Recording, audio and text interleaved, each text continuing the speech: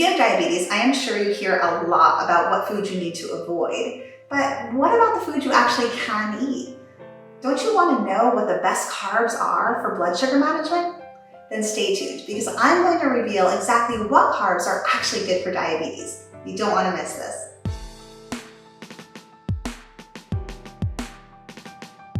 Hey everybody, Erin here with Healthy Mom, Happy Family, and I am so excited for you to join me. Now, if you have diabetes or you've been told you're at risk of developing it, then I am sure you have heard a lot about what you need to avoid. And you might think that you need to avoid carbohydrates altogether, but that's actually not true, and I'm sure you're gonna be really happy to know that. If you have diabetes or if you're trying to prevent diabetes, you can still eat carbohydrates. But this is important to remember, not all carbs are created equal. So when it comes to carbohydrates, some are gonna send your blood sugar soaring, while others can actually help you improve blood sugar management and even reduce the risk of developing diabetes. So that's why today I wanted to make this video for you, because I want to share with you what the best carbs actually are for managing diabetes. Now before we dive in, I just want to remind you to go ahead and subscribe to my channel and hit that notification bell so you never miss new educational videos on preventing and managing type 2 diabetes, as well as tips and tricks and even recipes. So subscribe now, and I can't wait to see you at my next video as well. Okay, so let's get started. In this video, I'm going to be sharing with you what carbs are and how they actually impact blood sugar. Then we're going to talk about what carbs are actually good for people with diabetes. And I'm also going to share with you the best way to incorporate carbohydrates into your meal plan, because there is a secret way to do it to make sure you manage your blood sugar in the best way possible. And then make sure to stay tuned to the end, because I'm going to be revealing to you the truth about which carbohydrates you really need to avoid with diabetes, and you don't want to miss that. Okay, so first let's talk about what carbohydrates really are. So there's basically two main forms of carbs. There's what we call simple carbohydrates and complex carbohydrates. Simple carbs are kind of like what they are. They digest rapidly because they're simple and they break down easily. Because of that, they lead to larger spikes in blood sugar because they're being converted into sugar quite quickly. And because they do digest pretty rapidly, they don't tend to leave you with that long-lasting feeling of fullness after eating. So when you think about what simple carbs are, these are simple sugars like candy and soda, or even foods that digest rapidly like white breads and white rice. Now on the other hand, we have complex carbohydrates, and these digest more slowly. That's because generally they contain a source of fiber. And fiber is a carb your body's unable to break down, and it basically passes through the intestinal tract undigested. So because your body has to work harder to break these carbohydrates down, they're digested more slowly. And because they're digested more slowly, they have less of an impact on your blood sugar levels.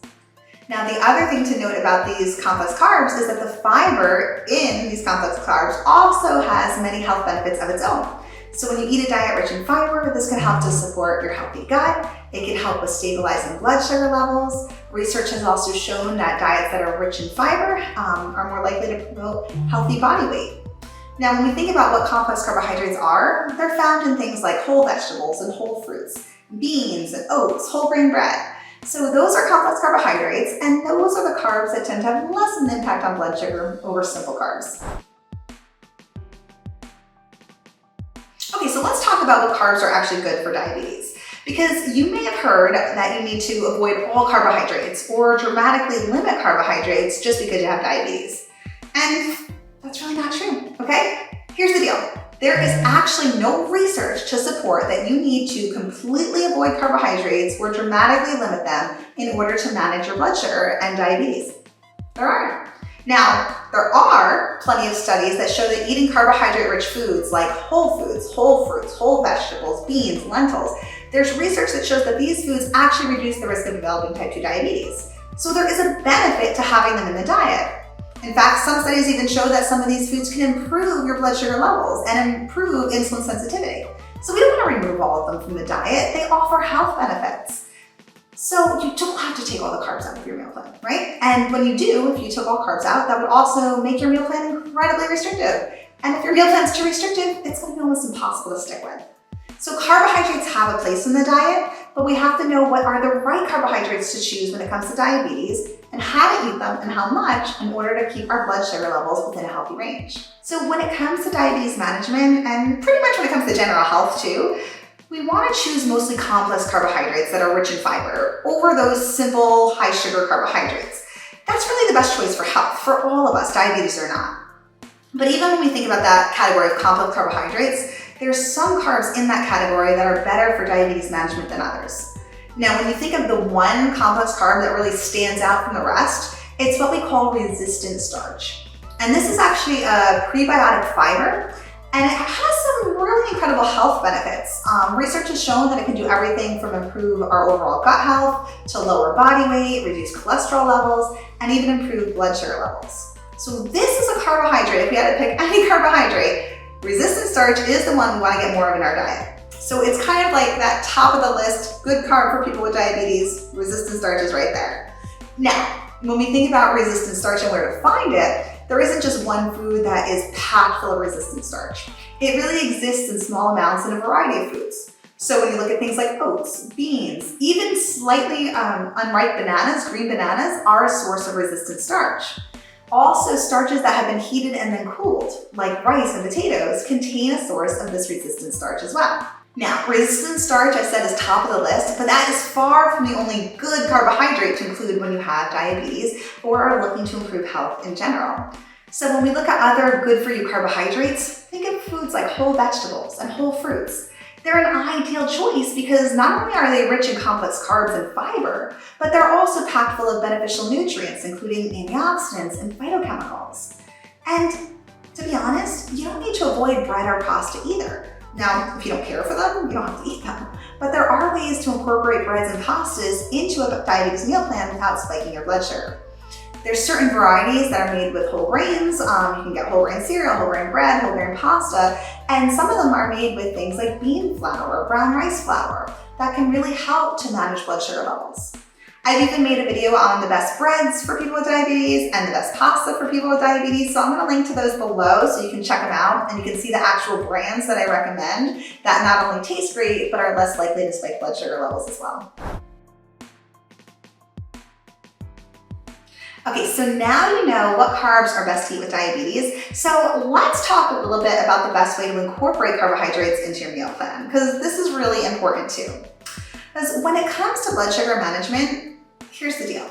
If you eat too many carbohydrates at once, even if they're the good for you carbohydrates, this alone, just having too many carbs at one time, can send your blood sugar soaring. So the goal when it comes to diabetes management is to really space your carbohydrates out during the day.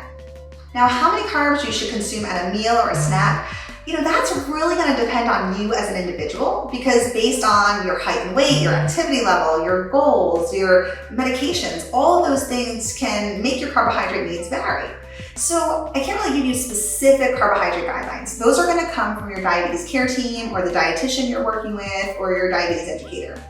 But if you're looking for a general rule of thumb when it comes to carbohydrate balance throughout the day, a good place to start is about 30 to 45 grams of carbohydrate per meal. And then what you want to do is consume this amount of carbohydrate and test your blood sugar 1 or 2 hours after the meal to see how it responds. And that way, based on your blood sugar response to that amount of carbohydrate, you can adjust the amount of carbs you're eating per meal as needed. So for instance, if you eat that amount of carbohydrate and your blood sugar is higher than it should be 1 or 2 hours later, then you know you need to eat less carbohydrates than that per meal. If it's too low, then you know you can increase the amount of carbohydrates at each meal. So that's a good place to start and then adjust accordingly once you test your blood sugar. Now, another thing you want to consider is what you're eating your carbs with. Okay, because when you eat carbohydrates with nutrients that slow down how quickly they're absorbed into the bloodstream, and these are nutrients that include proteins, fats, and fibers, what happens is the way that carbohydrates are digested gets slowed. And so their conversion into sugar in the bloodstream is also slowed, which makes it easier to manage your blood sugar. So for instance, think about if you're going to eat crackers, right? If you eat whole grain crackers alone, they're whole grain, they're a complex carb. But if you were to pair them with a bit of peanut butter, now that healthy fat and the added fiber will slow down how quickly your blood sugar rises after eating those crackers. Okay, so I know I promised you at the beginning of this video that I would share with you what carbohydrates you really need to avoid when you have diabetes. So are you ready? Well, here's the thing. There aren't any. That's right. There truly are no specific carbohydrates that you can never eat again just because you have diabetes. Now, what I'm not saying is I'm not saying go out and eat all the sugar and all the simple carbohydrates at every meal and every snack.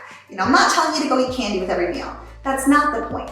But the point is that just because you have diabetes, it doesn't mean that you have to avoid all simple carbohydrates or all carbohydrates indefinitely forever.